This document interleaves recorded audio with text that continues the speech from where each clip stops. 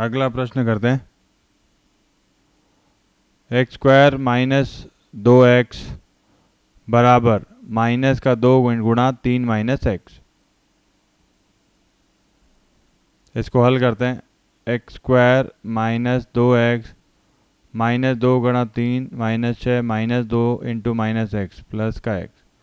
सारी पदों को यहाँ ले लेते हैं तो x square minus 2x minus x plus 6 बराबर 0। X square minus 2x minus x minus 3x plus 6 बराबर 0। हाँ, ये द्विघात समीकरण है, एक्स स्क्वायर का पद है। अगला सवाल, इसको हल करते गुणा करते हैं। एक्स गुणा एक्स एक्स स्क्वायर एक्स गुणा 1 एक्स माइनस 2 गुणा एक्स माइनस का 2x माइनस 2 गुणा 1 माइनस का 2 बराबर एक्स गुणा एक्स एक्स स्क्वायर एक्स गुणा 3 एक्स माइनस 1 गुणा एक्स माइनस का एक्स माइनस 1 गुणा 3 माइनस का 3। एक्स स्क्वायर का पद हट गया, तो यहीं से हमको समझ में आ जाना चाहिए कि कोई भी एक्स स्क्वायर का पद नहीं है, तो ये द्विघात समीकरण नहीं है। अगला,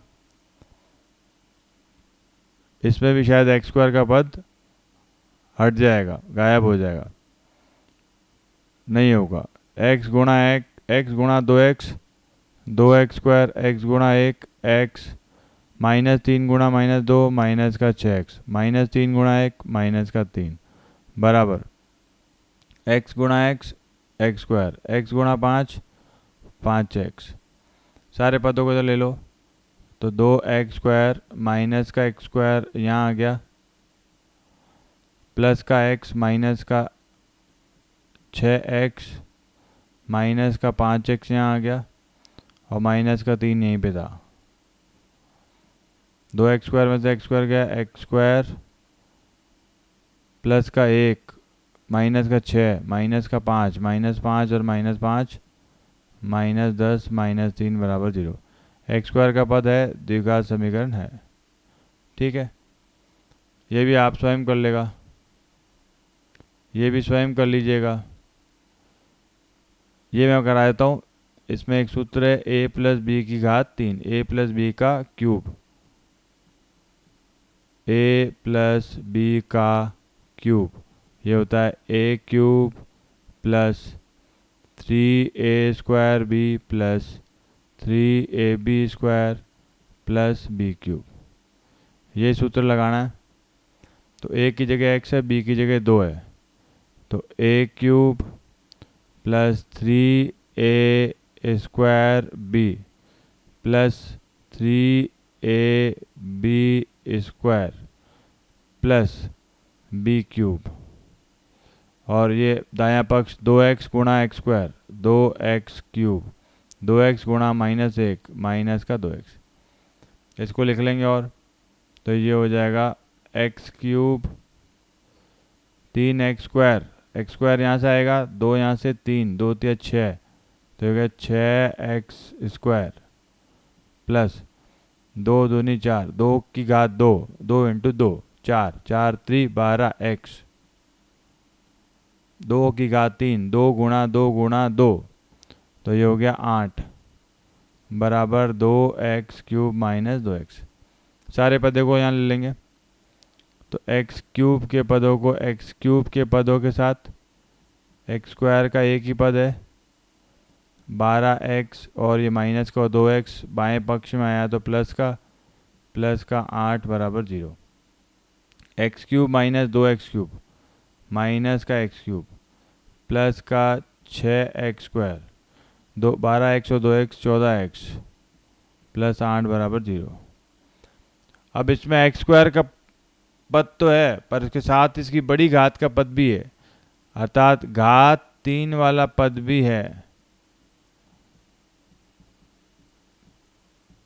तो ये द्विघात नहीं है, त्रिघातीय व्यंजक या हम कहते समीकरण हो गई, तो ये द्विघात नहीं है, द्विघात नहीं है। ठीक है, अगला प्रश्न, इसको आप हल कर लीजिएगा। ये a माइनस बी का क्यूब, जिस प्रकार मैंने a प्लस बी का क्यूब लगाया उसी प्रकार 9वीं कक्षा में a माइनस बी का क्यूब था, तो यहाँ माइनस आ जाएगा, तो इधर माइनस आ जाएगा, इधर माइनस आ जाएगा, तो ये हो जाएगा a माइनस बी का क्यूब बराबर a cube plus 3a² minus का 3। थोड़ा गलत लिख दिया हमने, वापस से मिटा देते हैं इसको।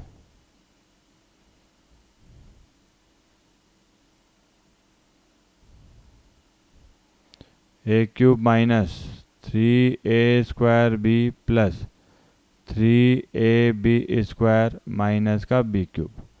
ये सूत्र आप लगा लीजिएगा यहाँ पे इसके बाएं पक्ष में और इसको हल कर लीजिएगा। दूसरा प्रश्न करते हैं। निम्न स्थितियों को द्विघात समीकरण के रूप में निरूपित कीजिए। एक आयताकार भूखंड का क्षेत्रफल 528 मीटर स्क्वायर है। क्षेत्र की लंबाई चौड़ाई के दुगुने से 1 अधिक है। हमें भूखंड की लंबाई और चौड़ाई ज्ञात करनी है। तो भूखंड का क्षेत्रफल आयताकार, तो आयत का क्षेत्रफल होता है, आयत का क्षेत्रफल होता है लंबाई गुणा चौड़ाई। ठीक है, क्षेत्र की लंबाई चौड़ाई के दुगुने से 1 अधिक है।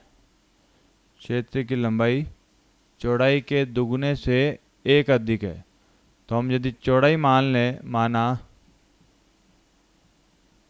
चौड़ाई बराबर x मीटर, तो लंबाई हो जाएगी,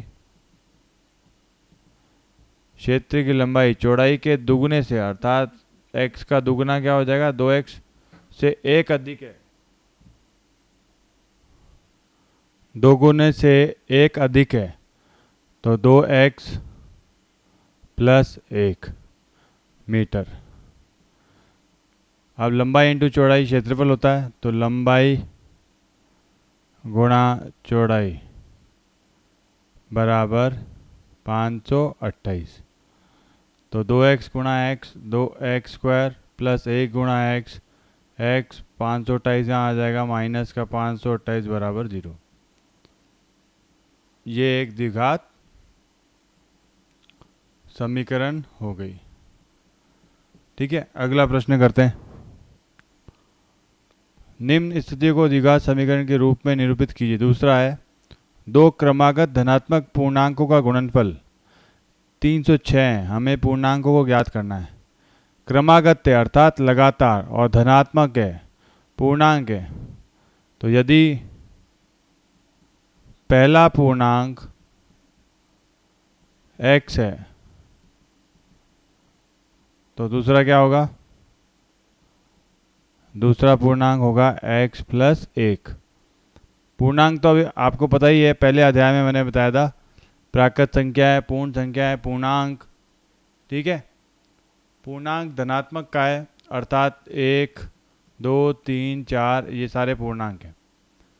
तो 1 अगर पहला पूर्णांक है तो 1 प्लस 1 अर्थात 2 दूसरा पूर्णांक है। दोनों का गुणनफल दिया हुआ 306, अर्थात x गुणा x प्लस 1 बराबर 306। गुणा कर देंगे, कोष्टक खोल देंगे, x² प्लस 1 इंटू एक्स बराबर 306। 306 को बाएं पक्ष में लेके आ जाएंगे, ये हमारी द्विघात समीकरण तैयार हो गई। अगला प्रश्न, रोहन की माँ उससे 26 वर्ष बड़ी है। उनकी आयु वर्षों में का गुणनफल अब से 3 वर्ष पश्चात 360 हो जाएगी। हमें रोहन की वर्तमान आयु ज्ञात करनी है। तो रोहन की जो वर्तमान आयु है उसको हम मान लेते हैं x वर्ष। अब रोहन की माँ उससे 26 वर्ष बड़ी है, तो ये तो है रोहन की वर्तमान आयु, और रोहन की माँ की वर्तमान आयु हो जाएगी रोहन की माँ की आयु वर्तमान।